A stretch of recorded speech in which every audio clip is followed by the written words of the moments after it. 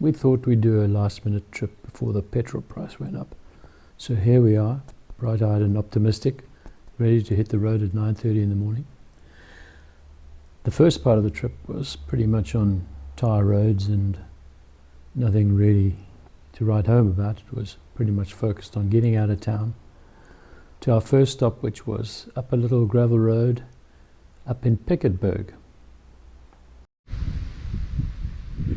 Well, here we are at our first break.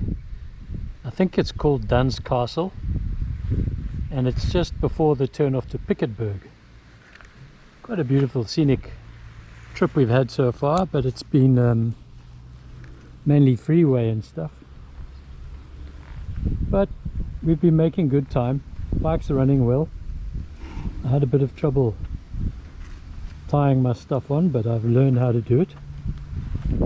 So we're just having a little bit of a leg break here. Sorry, not a leg break, a leg stretcher break. Here we go. Take a break and then move on. We've got this somewhat challenging run ahead of us here now. Sven's already gone, I see, so I was so busy fiddling with my microphone I didn't get a chance to watch him, so we'll see. Does look a bit tricky. I'm going second gear, left hand lane.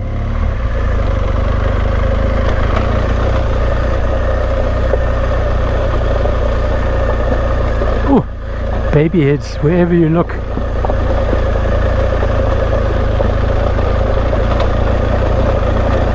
And I've got a death grip on the accelerator, on the throttle. Front wheel jumping around like a maniac. It seems to be the worst of it.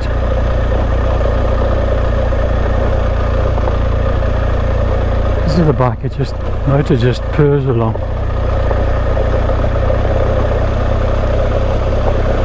No, here's some more.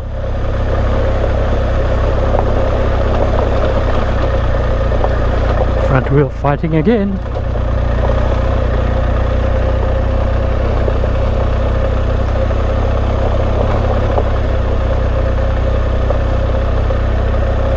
What a view, which I can't look at.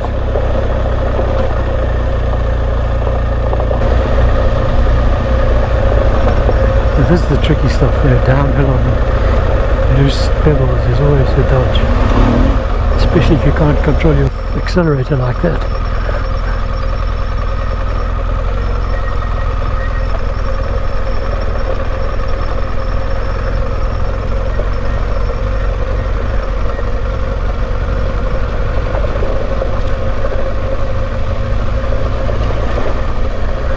And now sand.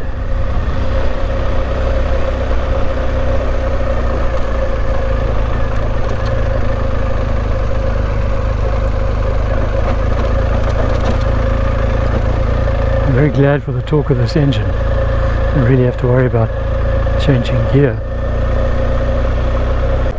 Okay, we're back on the tar for a bit. These beautiful oak lanes. And we're planning on going to a place called Het Kruis for lunch, or at least assessing our lunch options there. There's a lovely little gravel road there. Well, as so often happens on trips like this, for me anyway, things didn't go according to plan. We missed our turn-off, missed our lunch, and carried on riding.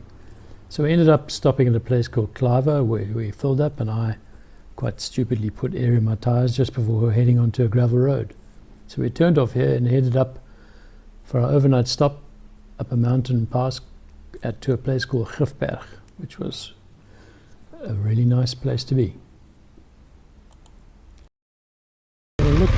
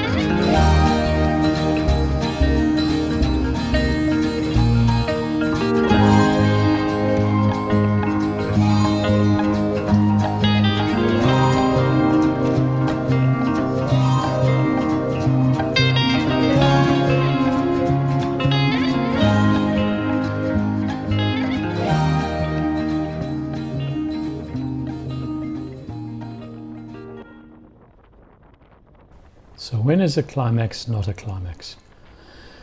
I discovered that at this point. In my naivety, I thought that once we got to the top of the mountain, we'd be at the lodge, pretty much like the one at the Sani Pass. But oh no, we still had 7 kilometers to go. And as it turns out, it was 7 pretty nice kilometers along some beautiful fynbos along the peak of the mountain range here. There was still a bit of a distance for us to go.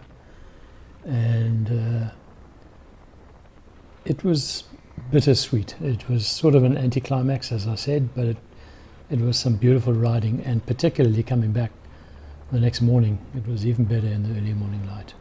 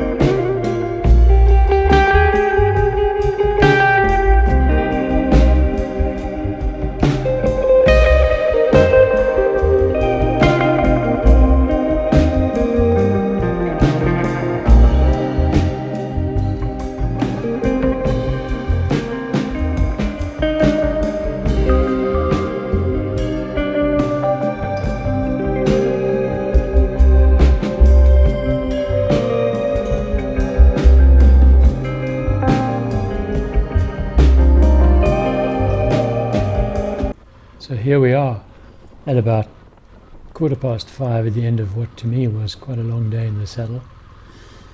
We're riding here along the ridge or the top of the flat GifBerg mountain. And at this point we start a slow descent through some tight little corners, which will come up later in the video. Quite a challenge for us because I was quite tired and I'm very wary of not falling.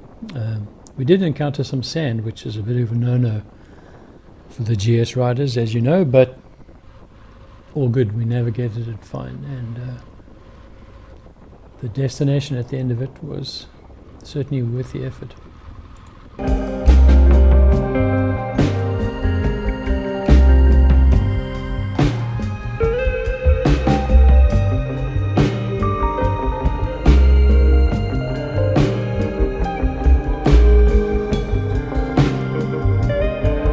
At this point we started encountering sand. Now I know it doesn't look bad, and I will get the odd comments from the dirt bike riders who say GS riders are soft and all that, but the point about sand is that it starts off with just a little bit, and next thing it's deep sand and you're in trouble before you know it. So I'd rather take it easy and try not to fall.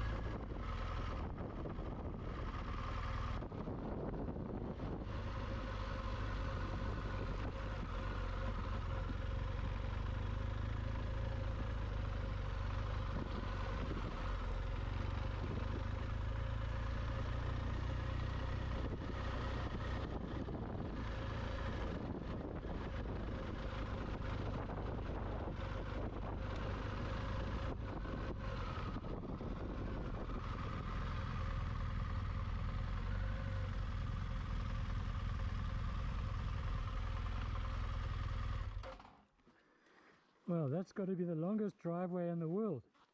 Eh? It's got to be the longest driveway in the world. Yeah. Well, here we are, GifBerg.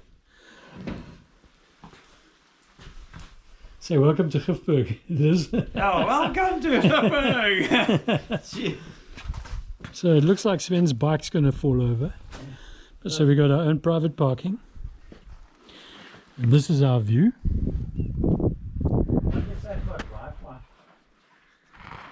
I think it said Wi-Fi on the website. This is our balcony. Oh, there's our braai. Barbecue for those who don't know what a braai is. Let's have a look. What do we got here? Do we have lights? La cucina. Yeah, we got lights. You've got solar panels there.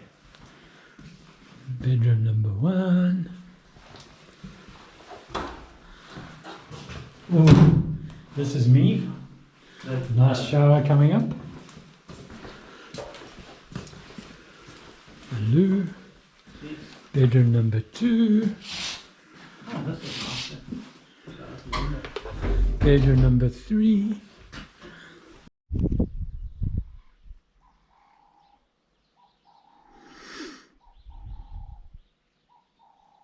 The sounds of the Knot City. Lovely. You probably can't see them, but there's swallows flying around overhead. And it's just so peaceful. It's lovely. Quite a tricky ride coming up the mountain pass up here. And we made a pretty dumb mistake. We booked at self-catering with no provisions. We didn't bring any food with us. So the owners have said they'll probably try and scrape together some meat and some salad for us. But I'm sure we appear to them just like two dumb city dwellers, which I guess we are. Let's just listen to this. Anyway, so, and the other thing, by the way, is that, so the only food we can cook is here on the barbecue. So they provided wood and briquettes and stuff and all stuff, but no matches. So we're going to have to go back to them and ask them for matches, of course. So all in all, not very clever. Yeah, I mean, Sven's quite big on winging it, so you can wing it for sure, but, and I like winging it too, but within reason. But anyway, we're here, and it's been a wonderful day's riding. Hot. I made a big error. Brought my winter jacket and winter gloves, and it was 27 degrees-ish. But I can feel it's cool now, so I think it's going to be fleece time tonight. And of course, having no provisions, we've got no coffee for tomorrow morning and no breakfast, so I guess we'll get up, go for a walk, maybe go look at these Bushman paintings, then head into town for breakfast. All right, so that's the end of our evening, and we'll see what tomorrow brings.